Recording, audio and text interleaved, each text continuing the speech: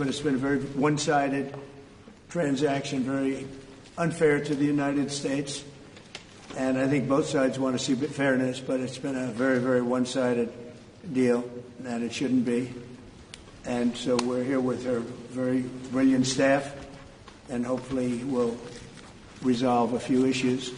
But it's a great honor. You know, we just built this ballroom, and we're building a great ballroom at the White House. The White House has wanted a ballroom for 150 years, but they never had a real estate person. You know, no president knew how to build a ballroom.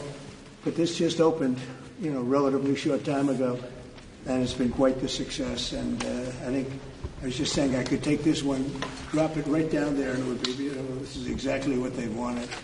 But it's an honor to have you at the new ballroom at Turnberry. And thank you very much. Thank you. Thank you very much, Mr. President. Thank you very much for inviting me here. Indeed, it is today about trade between the European Union and the United States. We're together the two largest economies worldwide. Right. If you look at the trade volume, it's the biggest trade volume globally, with $1.7 trillion among us. And if you look at our markets, it's a huge market, 800 million people if you take the United States and the European Union. So I'm very much looking forward to the discussions we will have now. Our staff have done some of the heavy lifting, but now it's on us. Yeah. And you are known as a tough negotiator and deal maker. But fair. And fair. And what is in front of us? That's less important. If we are successful, I think it would be the biggest deal each of us has ever struck. So I'm very much looking forward. Ever struck by anybody? That's true. Yeah, that's true. Right now we have that honor goes to Japan. We just struck a deal with Japan, as you know. And we're very close to a deal with China. We really sort of made a deal with China, but we'll see how that goes. And we have numerous other deals. And mostly I'm just going to charge tariffs. And, you know, it's not a deal per se, but people are going to pay tariffs. And we're doing them at the low end, not the high end, because we don't want to hurt anybody.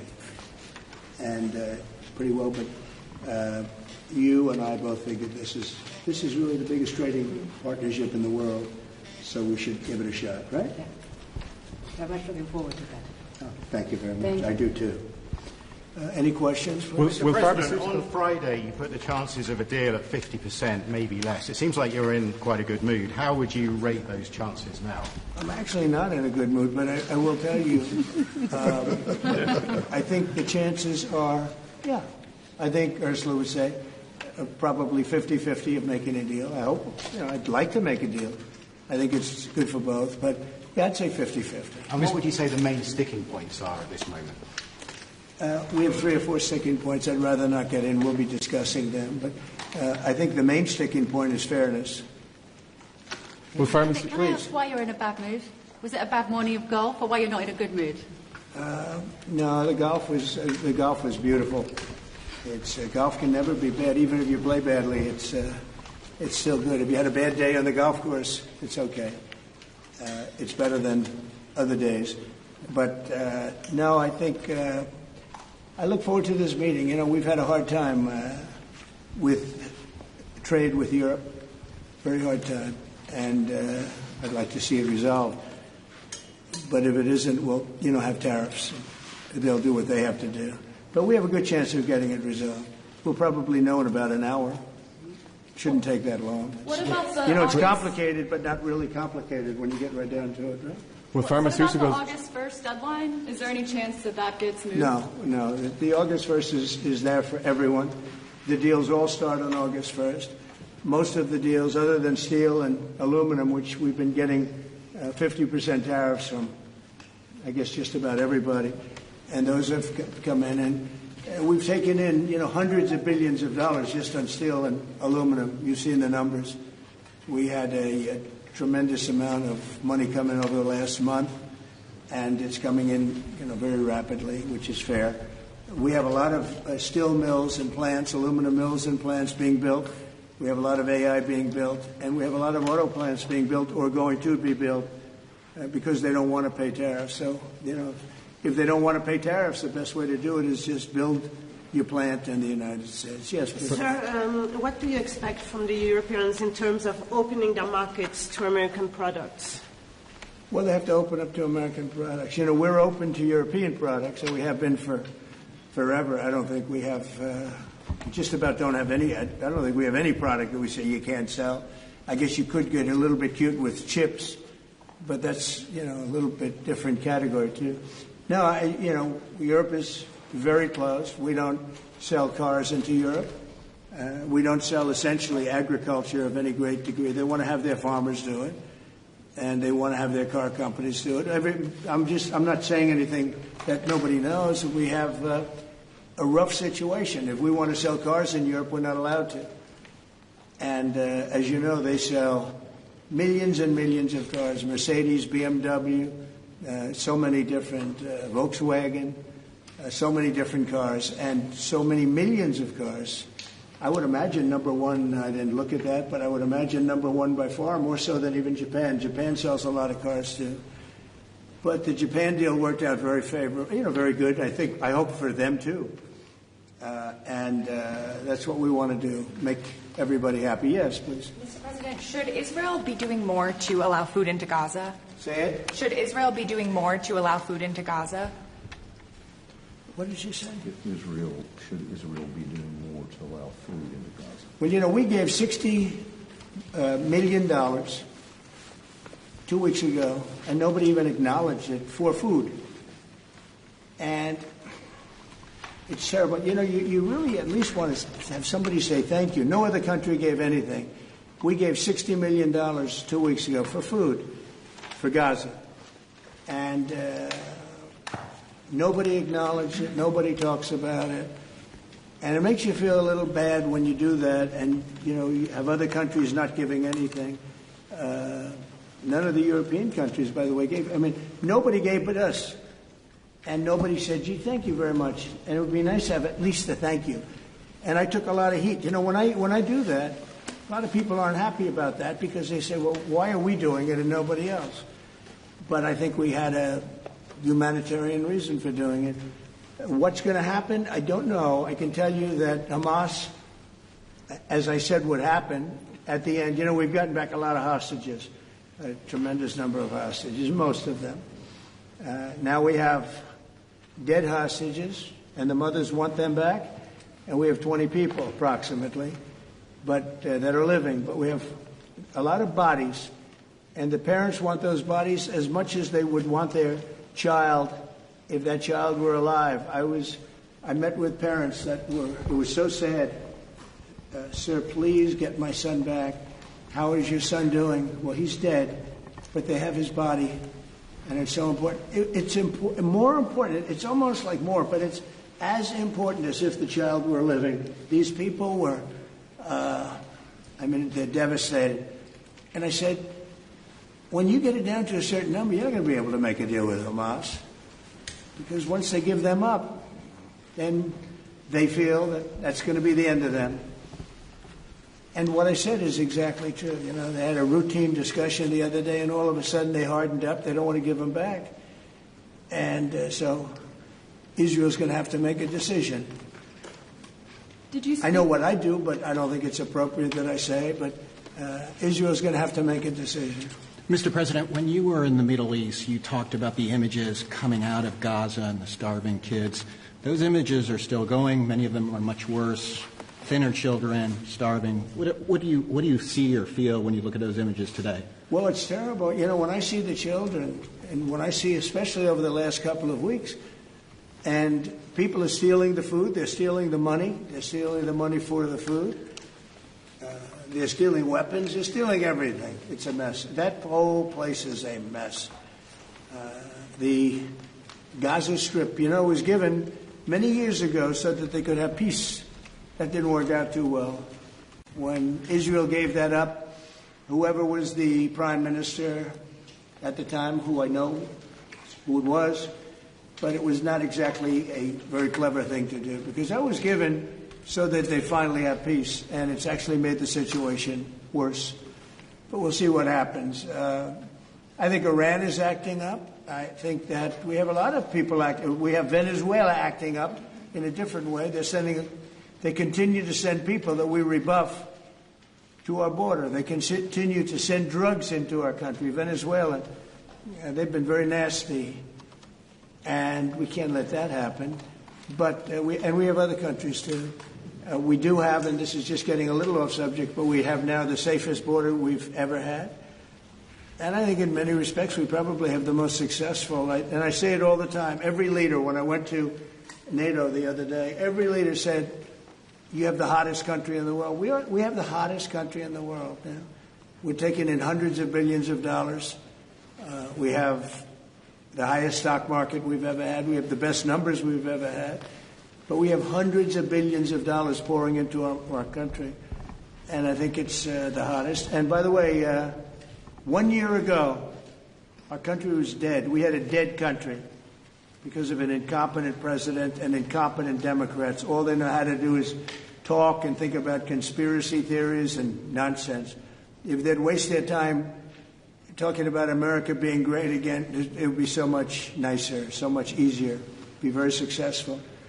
But we were a dead country, and now we have the hottest country anywhere in the world. Yeah. Any other questions? Mr. President, President Trump, on this particular deal, if you manage to do a deal today, will that be the end of the matter, or could there be more tariffs coming, particularly on Pharmaceuticals? No, if we do a deal today with the European Union, that will be the end of it. Yeah, we'll go, I guess, a number of years at least before we have to even discuss it again. No, that would be the end of it. Including Pharmaceuticals. And this is the biggest deal. People don't realize. This is bigger than any other deal. We have great countries. I'm familiar with many of them. So are you. And this is really the biggest deal. I guess we're the biggest out there, and they're the second. And when we come together, this will be the biggest deal. If that happens, and it could happen, should happen. Okay? Mr. President, will pharmaceuticals be part of today's deal? No, it won't. Pharmaceuticals will be. Could be we'll do something, but basically pharmaceuticals won't be part of it because we have to have them made in the United States, and we want them made in the United States. And I think it's easy to say, and I think it's important to say pharmaceuticals are very special. We can't be in a position where we're relying on other countries. Now, Europe is going to make pharmaceuticals, drugs, and everything else for us too, a lot, but we're going to have also our own. A question for President von der Leyen, please. Yes. Can you give your assessment of what you feel the chances are a deal of? The President just talked about a 50-50 chance and the biggest obstacle being fairness. What would you say are those things for you? I think the President is right. We have a 50 to 50% chance to strike a deal. And indeed, it is about rebalancing. So you can call it fairness, You can call it rebalancing. We have a surplus. The United States has a deficit, and we have to rebalance it. We have an excellent trade relation. It's a huge volume of trade that we have together. So we will make it more sustainable. Mr. Trump, can you do better than 15% tariff rate for the EU? Better meaning lower? Yeah. No. Mr. President, to return to Gaza, you're going to meet the British Prime Minister tomorrow. He's going to ask you to consider again peace talks between Israel and Hamas. Are you now saying there is no point in trying to restart? No, we're meeting about a lot of things. We have our trade deal. And it's been a great deal. It's good for them and good for us. I think the UK is very happy. They've been trying for 12 years to get it, and they got it. And it's a great trade deal for both. Works out very well. But we are discussing. We'll be discussing that. I think we're going to be discussing a lot about Israel. They're very much involved in terms of wanting something to happen. He's doing a very good job, by the way. Also on Gaza, sir, did you speak with Prime Minister Netanyahu this weekend about getting more aid into Gaza? I talked to him, yeah, I did. I talked to him about a lot of things. I talked to him about Iran. I think Iran's been very nasty with their words, with their mouth. I think they've been very nasty. They got the hell knocked out of them, and I don't think they know it. I actually don't think they know it. They really do. The whole thing's a con job. We have a lot of con jobs going on. But Iran was beaten up very badly for good reason. We cannot have them have a nuclear weapon. But they still talk about enrichment. I mean, who would do that? You just come out of something that's so bad and they talk about, we want to continue enrichment. Who would say that? How stupid can you be to say that? So we're not going to allow that to happen. We're not allowing that to happen. Did you talk about more aid into Gaza?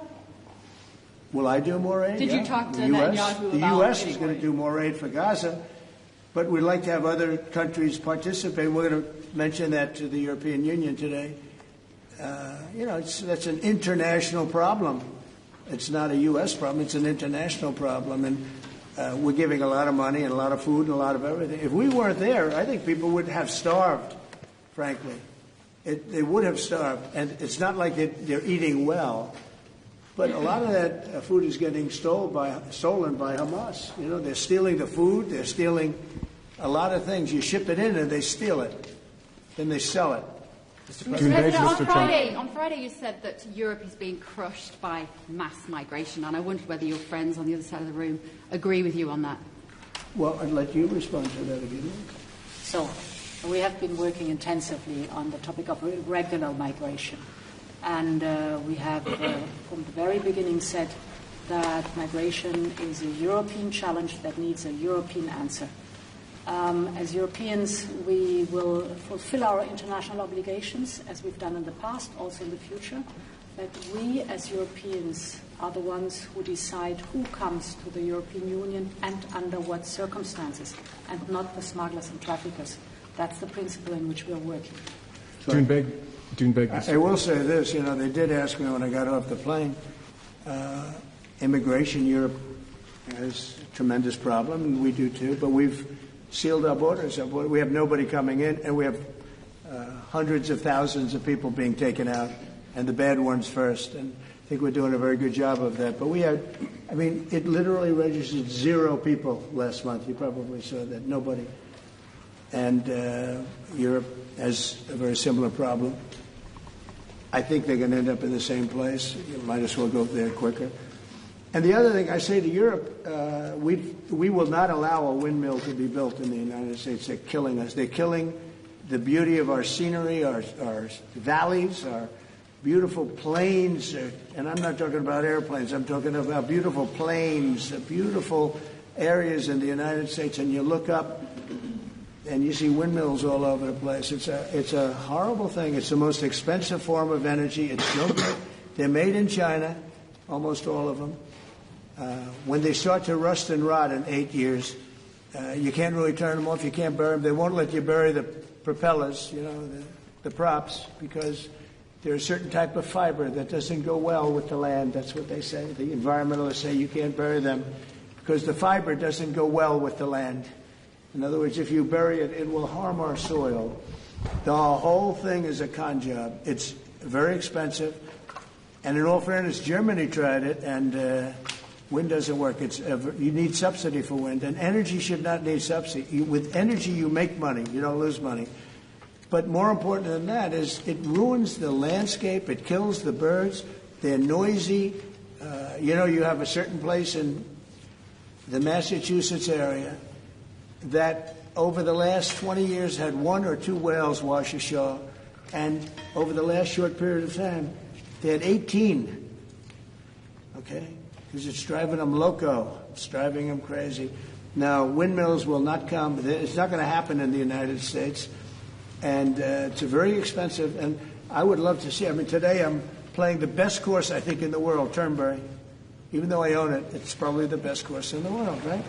And I look over the horizon and I see 9 windmills. It's like right at the end of the 18th. I said, isn't that a shame? What a shame.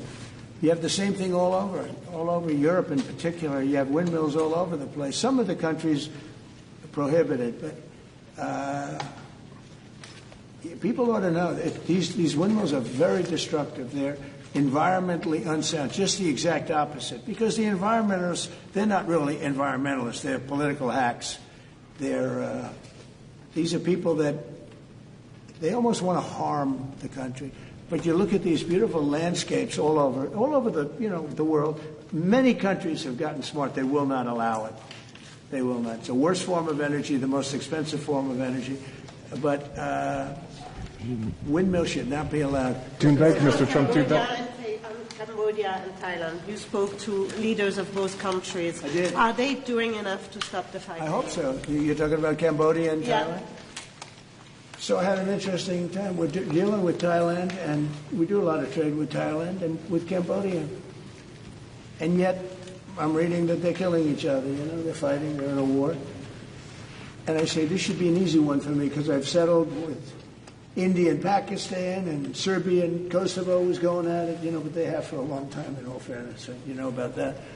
And others, the Congo, and what's gone on. That's been a horrible thing with Rwanda. That's been a horrible thing. 31 years, 7 million, 8 million people killed. Machetes all over the place. It's a terrible thing. We got that one solved. We did 5 of them. And I was saying, we have a trade deal. We were working on another. We finalized another trade deal yesterday. And I asked my people, I said, how are we doing with Cambodia and how are we doing with Thailand? And they say they're going to be coming in at some point to talk. I said, well, let's call them right now. So I called the prime ministers of each. And I said, we're not going to make a trade deal unless you settle the war.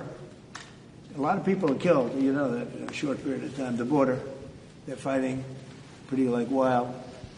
And I spoke to both of the prime ministers, and I think by the time I got off, I think they want to settle now. I know they're meeting today or tomorrow, and we're going to work with them. Marco Rubio's working with them also, his people, and him. I think we're going to get that. That would be a great thing, but that would have turned out to be a bad one. And I will tell you, India and Pakistan, they were really getting ready to go at it. So getting those things settled, if I can do it, and if I can use trade to do that, it's my honor. But I had great talks with 2 very good people that they both really would like to make a deal. So we'll see what happens. Turnberry, How about Mr. one Trump, more? President, Europe's now spending a lot more on defence thanks to you. Does that mean should they get a fair deal on trade in exchange? Well, they're spending a lot on defense, but we're spending a lot more.